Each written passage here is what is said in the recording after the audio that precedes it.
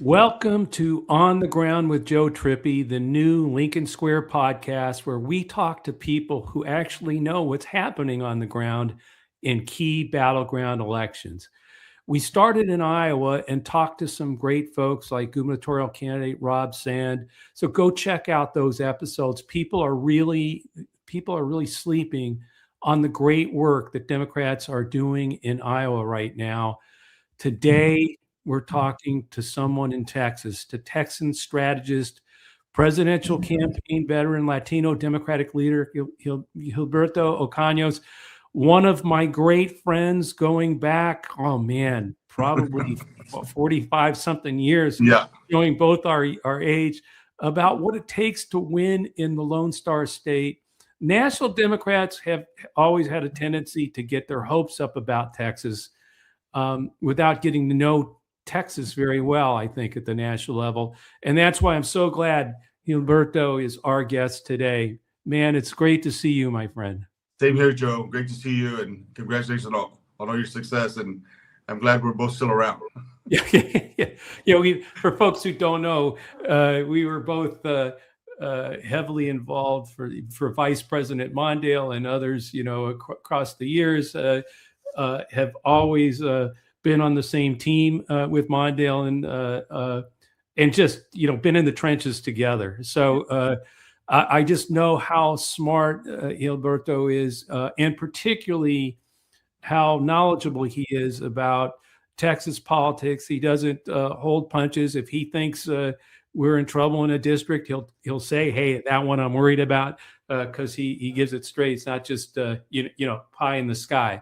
So Gilberto, welcome. Just wanted to get your brief take, given the runoff with Paxton and Cornyn, kind of just an overview, first of all, on where you see things in Texas right now. Sure. Thank you for having me on your show, especially and your friendship for all these years. I think that obviously it's a national story. You have one of the most corrupt politicians winning a primary race in a Republican against an incumbent Republican who could be considered a Bush Republican and was one of the symbols of the Republican takeover of Texas when he won the U.S. Senate seat. And since 1994, Democrats have not won a statewide seat. So every 4 years we get excited. This is a chance. 2002, we had a huge ticket.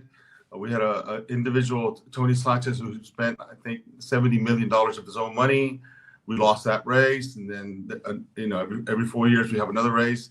We have an incumbent as governor now who's been there 12 years. And so I do think that this is a new era. I think that if you go back to the times when Republicans first took over and were the insurgent party and they started winning statewide, the first time was in 1990, actually, for Rick Perry won for ag commissioner. And then slowly but surely they took over. And then through the Tea Party movement and then Trump coming on board, the Republicans appealed to the sort of working class voter. And that voter decided, I'm going to go with the Republican Party. And those establishment Republicans have been slowly pushed out. That's why we have Abbott. That's why we have Lieutenant Governor Dan Patrick. He pushed out a person who had been the land commissioner. And so, sort of your typical middle of the road conservative Republican, but middle of the road. So I do think this is a big change. The main question to me is that, do those people who supported Cornyn, will they support Paxton in the general? How bad is the split? And do those folks like Hornet and others, do they come back and punish Trump, but by not voting for Paxton? So to me, that's the big question. And my opinion about elections is not always that you win the elections, the other side loses the elections. So does the Republican Party majority hold for that? So that's, I think, where we are right now. And so I think that's going to be the answer, hopefully be answered soon. So I think this campaign, as you may have seen already, the minute that Paxton won, they started calling James Talarico every name you could think of, Yeah. So I think it's going to be a long, bitter election. The Republicans are going to go hard because they know they can lose. Paxton can't raise the same money that Cornyn can't. So I do think the Republicans are in trouble. Now, is it enough to win? We shall see. Yeah, well, I was out in Iowa. I referenced it at the beginning of the show. It's another place where, for years, the Republicans have had the governor and everything. You get a sense that it's not people keep talking about a blue wave, but it's not. It's more what you said. It's like a change wave where they just been in so long, and they've got so extreme that people are sick of it. You're getting independents that are moving away, and other groups. Obviously, we want to talk about Latinos in Texas for in a minute too. We'll get your take on given what's happened in the past. Where do you see that? All the polls show that the Latino community is moving away from Trump and MAGA for right now, but. Also, I'd like to get into redistricting to the whole 5 districts thing a little bit with you too. So, do you agree though that it's like more a change wave than because independents are also joining? It's not. It's more they've been in power so long, and there's enough corruption in the corruption of Trump. It's sort of all mingling with the gas prices and everything else that people.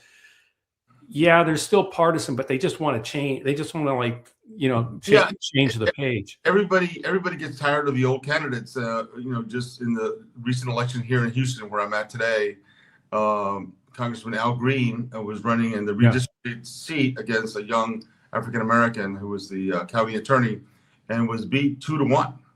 And also there was a woman who was a former mayor running for county judge, and she barely lost, and she was assumed to be the one that would win, and it was a younger African American woman that won. So I do think that change agent is happening on both sides of the aisle. I think that on the Democratic side, it's more like we're tired of losing. We have no change. We need somebody new, and whether those people are going to be that change that they want, we want to see. But I do think that change is very important. I do think that I want to kind of underline this whole thing that. The politics in Texas has matured a lot more in the last 30 years because we've lost, right? We've lost and lost and lost. And I think we always kind of look at, well, what do the folks in Washington say about our chances? Is Chuck Schumer behind our candidate? Is the DNC behind our gubernatorial candidate? And really, we have this insanity thing. We do the same thing every year. So I think for what's happening in Texas, I believe that Texans are beginning to say we need our own democratic message. The national message doesn't work here and has never worked here. How can we change that message? I think in the redistricting, you have an incumbent Republican whose district was changed to make it more Trump. However, we know that the Latino vote has shifted a lot. So, well, I think it was a plus 17 Trump district. But I think that's a very great possibility for a flipping of that one seat. So I think you'll have that. And then the other incumbents, Henry Cuellar, Vicente Gonzalez, I think they're also a much stronger position because they tend to be a more moderate Democrat, blue dog Democrat. So what I'm saying to you, I think that the Texas people are kind of taking a hold of their message. Number one, they're kind of rejecting some of the national message. I'm not saying that the consultants do that, but the voters say, we don't want to talk about everything you talked about where we lost elections, whether it's whatever issue, every social you can think of. Let's talk about why is it costing me so much money to fill up my pickup truck? Why is it costing so much money to do whatever I used to do a lot easier, and my salary isn't going up? And on top of that, you have all the issues, as you know, with ICE, that a lot of Republicans who voted, a lot of Hispanic Republicans who voted for Trump didn't like the way that was done, and they didn't like people being dragged out of cars, women and mothers dragged out of cars. So I think that there is a lot of unhappiness. The problem the Republicans are making is that they assume that it's like a national trend. Hispanics are going to stay with us, and the Democrats assume that Hispanics will stay with them, and I think that's changing. Now, what candidate kind of can talk to the voters on the ground, as you say, and say, I'm with you. I understand you, and this is what we're going to do now. I don't think that the Democrats have figured out as everybody understands, what their message is, right? I think it's sort of an anti-message instead of a pro-message. Right. Well, I think that's the challenge for Democrats in Texas. And then with the Republicans, it's obvious, as you said, with Paxton now, they're immediately it's going to straight to the cultural issues, the social issues, and smearing and attacking Talarico with everything they got, anything that they can throw at him. In other places, that hasn't seemed to be working this year. I mean, because of the other thing, gas prices and the other things, people are kind of like, I don't want to, like you said, they don't want to hear Democrats talk about that stuff. Yeah. How much does it worry you, the attacks on Talarico? Well, I think historically, when Democrats are polling pretty close, and I heard somebody say the other day, when in that Senate race with J.D. Vance, where the congressman was polling pretty high numbers, he was close, but those numbers never changed. He didn't gain more independent voters. He stayed at the same level. My worry is that where is Talarico where he is? This is high, or can he gain some more? Right. If he doesn't gain some more, if we go back to 2018 with Beto O'Rourke running against Ted Cruz, Ted Cruz was the most unpopular politician in the country, and Beto ran a great campaign, great enthusiasm, and was incredible. Right. And so I think, do we need that enthusiasm again? Do we need that enthusiasm to take him to the next level? And will Talarico fight back? In the campaign with Cruz and O'Rourke, I'm not sure that Cruz really, he felt so confident that he thought he was going to win. He didn't attack Talarico. But I think that the Republicans nationally are realizing that they're losing grip on the working class voter. So I think that they're going to go as hard as they can. So I expect it to get worse. Now, whether in my opinion, I think anytime you go over the line, people want some sort of common sense decency, right? So I think, how far are they going over the line where people are going to push back on them? And then Paxton obviously has an incredible set of problems of his own, including, like you said, do the Cornyn voters, I mean, are they enthusiastically going to come out for him, or are they going to stay home? Or are they going to, I'm not saying that they'll switch and move and vote Democrats, but, it'll be interesting to see with his problems, the corruption and everything, whether the Cornyn vote. And you did, it is sort of, Paxton's been around forever, but Cornyn was the incumbent and people wanted change, and Trump was there with Paxton. But how do you think Paxton measures up? And also the money, do you think he'll raise, will Talarico be able to continue the pace on that versus Paxton, or will they now pick it up with Cornyn and everybody funneling money? On the money side, I do think that Talarico and allies are going to be raising a lot more money. Outside groups are going to be putting more money on the ground already. I think they've already done that. They see the competitiveness of some of the House races. They see the competitiveness of some of the state House races. And so, we're looking at, we used to look at every 10 years of doing the redistricting. Now it's every year. So we have to, continue to try to get at least more people in the state House so we can at least slow down the redistricting. And I expect the worst. And I think Democrats need to prepare for the worst. I think that Paxton is baked, that he is who he is right now. I don't think that Talarico is baked. I think there's still the jury's still out on him, sort of in the general public, of who he is, what does he represent, and is he good for my future? And I do think, because of his religious background, he's studying to be a pastor. I think that brings a different quotient to the whole issue. I myself have never thought that religion should be part of politics. I don't believe that. But I do think, because Republicans have brought it in, it's open game on anything. So Democrats are now saying, hey, we can talk about our religion. And I'm surprised that the National Republican Party has started to take on the Pope, because, especially in the Latino community, the Catholic community is very strong. It makes them more conservative, but they don't want anybody attacking the Pope. And it seems like the Republicans are being very risky about this. We're maybe not as Protestant as other parts of the country. So there's a very strong allegiance to, maybe they're not, strict Catholics, but they believe themselves as Catholics. So I think the Republicans are overplaying their hand. Now, can we as Democrats come with a newer, fresher hope, right? And I think as you go back to 2008 with Obama, I mean, it's amazing that message took over the country, just hope, right? Yeah. And so I do think is Talarico the hope that we want now? Can Hispanics and independents come back to vote for him? I think that's a great possibility. I think, yes, that's a possibility. I think in terms of the negative attacks on Talarico, I think Democrats expect that. So I don't think it's anything new. I don't think it's going to be like, oh my God, they're saying he's a transgender and marrying another transgender person. Yeah. I think I saw an ad this morning saying that as well.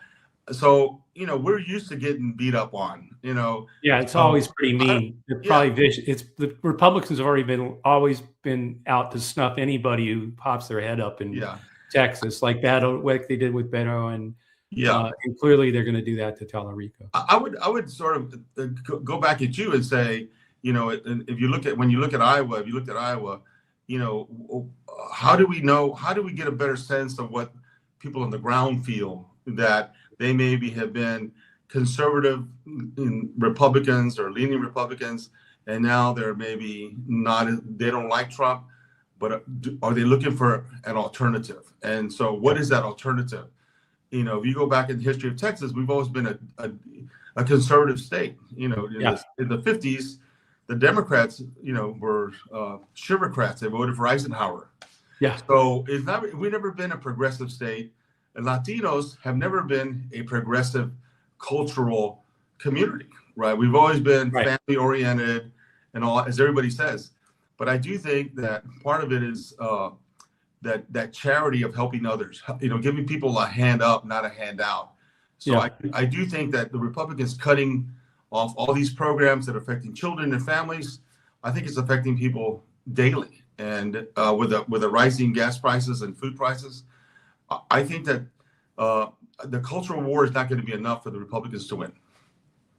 And what is happening in the Latino community? I mean, in terms of, we know that Trump did well with, better with them enough that it helped him win the election in 2024. It's clear from all the polling I'm seeing everywhere that that's not that what happened in 2024 is not where the Latino community is. I'm not sure whether it's tariffs, gas prices, the mass deportations, ICE.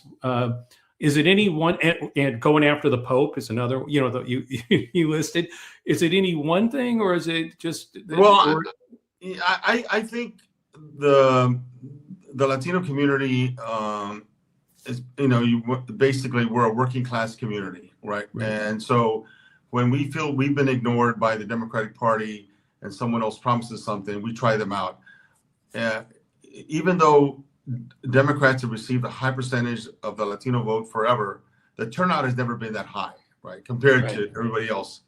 I think that turnout is beginning to get higher and higher. So that turnout needs to continue to get higher. And I think the people that voted for Trump, especially among Latino males, since 2016, I believe, Latino males have voted Republican statewide. So non-college educated Latino males tend to be more conservative. They tend to be less open to social issues. And so they tried Trump, and now they're coming back. And I think the numbers are so high is that I think that we have an opportunity for them to kind of reconsider voting against the Republicans and voting for Democrats. Can the Democrats hold them and come up with a new message? I go back to the time, Joe, when we lost 3 presidential elections in a row. And realized, hey, we're doing something wrong. Let's relook at this thing. And then also, as politics is local, we can't have a national message. We have to look at state by state. Within Texas, we have at least 17 media markets. So this is not Iowa. This is a much bigger state. So changing that is going to take several elections. But I think the trend was going that way. We were gaining white suburban mothers to vote for the Democratic Party. But the Latino vote didn't grow. It didn't grow. And I think that we have some new folks. There's a guy running to flip that seat down in South Texas named Bobby Pulido. He's a musician, but he has a 100% name ID. Everybody knows him. He's been playing at their halls for dances and weddings and quinceañeras forever. So I think that, and I know him pretty well. And he says, look, I'm a conservative, and I'm not for Team Red. I'm not for Team Blue. I'm for Team U. And I think that's the thing that Latinos haven't found somebody that's for them that speaks their language. That's not a politician, and that Bobby is not a politician. And I do think that we have a great opportunity with him. I think that reflects a lot more. That sentiment of South Texas, a working class South Texas, is in here in Houston. You know, Houston has a large Hispanic population. Besides San Antonio and Dallas, we're the plurality of the state. We have 10 million people. We're 41% of the population, but politically we haven't matured enough to say that we can make the difference in elections. And so I do think at the local level we have a lot of great. In Texas we have 254 counties. That means we have 4 times as many of that county commissioners. And county commissioners people see them every day. They're their neighbors. They meet them at the coffee shop. So I do think that we need to kind of develop a new democratic message for those rural areas, more conservative areas. And I think that Texas Democrats are beginning to say, we can't rely on the national party to do this for us. We got to do it on our own.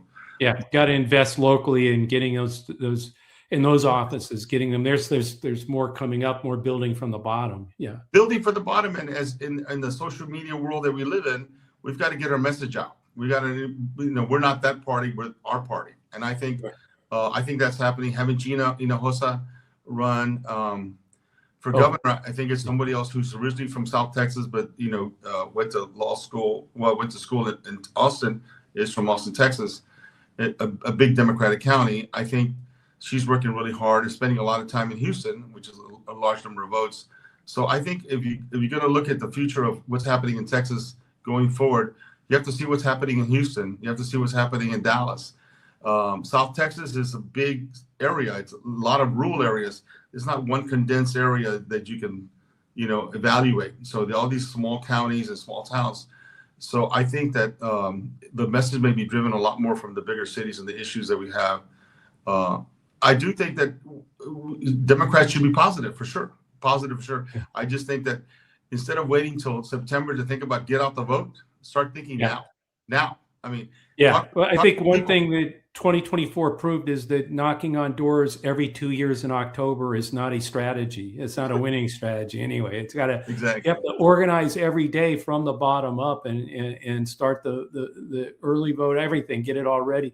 The one thing I did want to touch on though is you talked about the energy from Beto, that era. Everywhere else, and I think even in Texas, in a lot of the special elections and things, you saw a lot more, and throughout the country, at least in these early, in the primaries and in Alabama last Tuesday, the turnout for Democrats was 116% higher than in any other, the last governor's race. And Republican turnout was actually 25% decrease. Wow. You saw yesterday, in the runoff, how low the turnout was. Even though they spent millions of dollars pounding away, it was like nothing. I mean, it was ridiculous. Yeah. But I think in Texas too, we've seen this overperformance, more energy when there has been an election.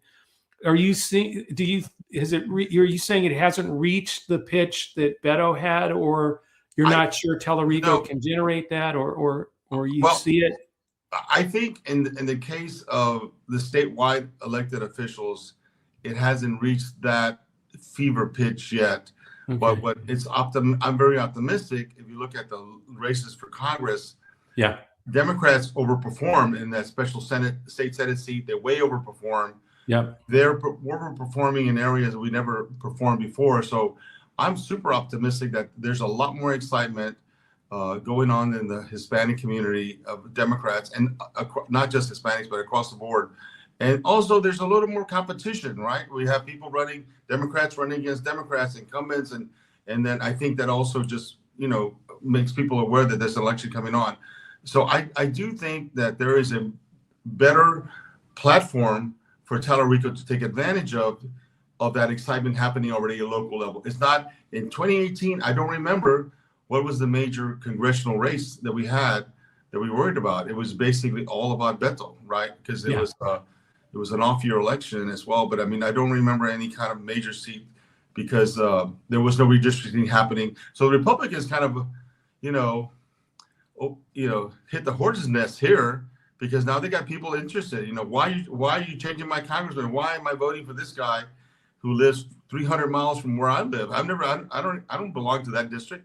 So I think that there's a greater awareness, and so you've got to play that ground game really, really hard. And Bobby Pulido's one that's doing that as well. So I do think that Talarico has a stronger team at the next level down, at the congressional level, some of the competitive state house seats and state senate seats. Not a lot of them, but I do think that that's going to be happening a lot more. Republicans are also pouring tons of money in Houston, for example, because they want to unseat some local judges. So I think that's going to make things. So again, when you rile the hornet's nest, you can't control the hornets. So I think the Republicans are assuming that Hispanic working Democrats or Hispanic working people are going to go in line and vote conservatively, and that other Democrats are going to vote. I think, as you know, we live in the party is a coalition party. There's no one Democratic party. So I do think that having stronger local candidates at the congressional level and the county level, it's going to help. I think Talarico is ahead of work in 2018. And in that race, Beto helped carry Harris County, because at that point we also had straight ticket voting. We don't have straight ticket voting anymore. Well, but I kind of get what's going on is you've got a good governor candidate, that is going to turn out people in certain areas, win or lose, it's going to lift people out. You have Talarico, and then you have those five, not just those five, but congressional and state House races that are more competitive now, or at least people are more interested in them. So that in a lot of ways, maybe all those votes lift each other up, help lift a candidate in one of the five congressional districts is turning out more people. She's turning out more people for governor. Talarico's turning out, and it kind of, at the same time, you do get a sense. I mean, I'm just seeing it that there's just not the same, energy within the MAGA Trump coalition that was there in 2018 or 2024 for sure. I think it's a bit plateaued, and also if you look at the candidates that are running in congressional district 23, there's a guy running. He's the AK-47 guy, right? Yeah. And the guy that was there before was the guy that the Republican Tony Gonzalez was considered a bit more moderate, but he got caught in a tragic sex scandal with his staffer who committed suicide. Oh, so yeah. You're not seeing the family values on the Republican congressional candidates. And so that race is within 3 points as well. So I think that's a possibility, because the Republicans, again, when you get overconfident, as you know, that's the perfect opponent, because they make mistakes. They assume we can run anybody and win. And I just don't think that you want a guy toting around an AK-47 in the same area where we had that tragic shooting of all those children in Uvalde, right? Yeah. I mean, they're not listening to what's out there, and so I do think that the Republicans are maybe got a little bit too arrogant about it, and they're not vetting their candidates. I was always impressed with the Republicans got these candidates out of central typecasting because they look good, they dress well, yeah. they're better looking than we are, obviously. Well, absolutely. Low bar. Yeah, the two of us. Yeah, but what I'm saying that, yeah. Why can't our candidates look that good? And now it's the opposite. They're getting people who are, not middle of the road looking people. And so I do think that at the end of the day, people are mainly in the middle, right? With the extremes kind of being the activists and providing the energy. And I think they've lost that energy. I think it's gone. Whatever person's in that White House is not the same guy that was there, a year and a half ago. It's a different person. Well, and he shows that he doesn't care about the working class people. Yeah, and I also think it's the corruption is starting. I mean, corruption's rising as an issue with the economy and other things. So I think Paxton and that mirror of the corruption and the may hurt him as people just get sick of the billion-dollar deals and everything else that's going on while their gas prices are going up and no one in Washington, not with Republicans, are doing anything about it. I did want to. We're running out. We go about a half hour, and we're getting to that mark. I just wanted to. Are there candidates that we should keep our eye on that people may not have heard of yet? I mean, obviously we've talked about Talarico. Are there candidates elsewhere on the ballot or 2 or 3 of the House candidates that you think, so that, people on the eye, they want to donate, they want to help, they want to, do something. Who are the people we should keep our eye on? Or is there something we should keep our eye on, organizationally or anyway, just your view? Sure. I mean, obviously, I've mentioned Bobby Pulido before as a congressional candidate, which is the different type of Democratic candidate running for Congress. I also think that it's very difficult to get attention at the state house level because of the redistricting is so gerrymandered against us. I think and I'm looking for that as well in terms of who is a mirror of the future of the Texas Democratic Party. And I think there's some people that are running at the local level. There's a woman here in Houston named Leslie Briones, who's usually from the border, Laredo, Texas, who went to Harvard and then Yale Law School. It's really rare for a minority to get a league education, decide, I'm not going to go make any money, I'm going to be in public service. Yeah. So I do think that she's definitely a one to look at, but I tend to look at things more as a group. And if you have a critical mass of up and coming leaders who are respected in the community across the board, not just a Democrat, but are good public servants. And I do think that I have to tell you, I think because we're such a county heavy state, I think you have more of those leaders at the county level. Right. Whether they're county clerks or county commissioners. And I think we're not, I think if we don't have that, it doesn't matter if a star comes up. We don't have that relationship at the local level, at the political infrastructure. I think that's the thing that it's there to build. Can somebody help build that organization? Hopefully the Democratic Party, they're going through a party chairmanship campaign right now that'll be in June. And so I do think that the party needs to kind of focus, as we learned when we were campaigning in Iowa, because if you have a strong party structure, then other people can thrive. When that party structure dissolves, then people are on their own. So I do think that there are, as we were saying earlier, I think there's a new group of people. I met with some people yesterday that are excited about getting precinct captains elected. I mean, when was the last time anybody talked about precinct captains? So I do think at the local level around the state, there's people organizing themselves. And I think that they'll start kind of coming up in this election as well. But I would tend to look, to me, Houston is a bellwether county. I would tend to look at Houston. What's happening here is the most diverse county in the state and one of the most, in the third largest in the country. It's a major economic area. It's the energy capital of the world, huge ship channel, international trade. NASA is here. We have the Astros who aren't doing that well, but neither are my Orioles, but it's okay. Right, but we always remember the Yeah, championship years, however long they were.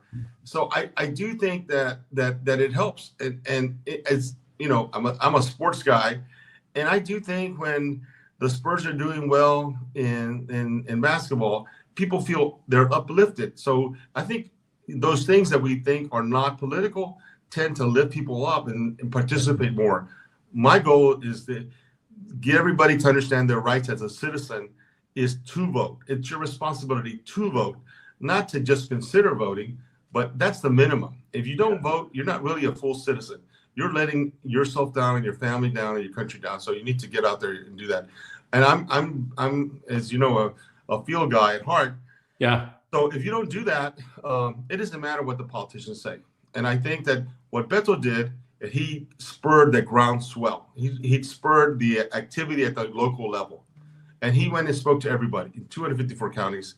And so that's a lot of counties. It's a lot of time away from the family. But what we need to do, we don't need to do it with one person. We have a bigger team. So we need a bigger team. That's great. It's a great place to end.